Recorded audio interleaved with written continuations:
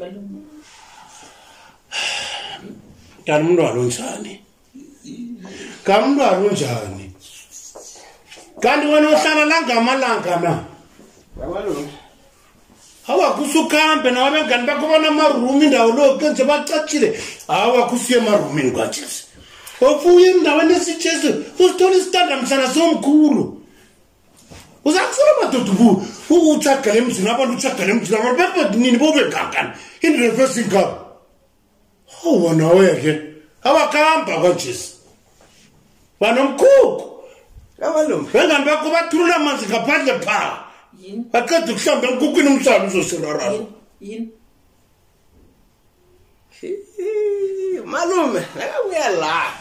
Hey. Ngiyamfona. Kulungile to. Mfonele vele. Jani? Singaye mosihlengile singaye. What?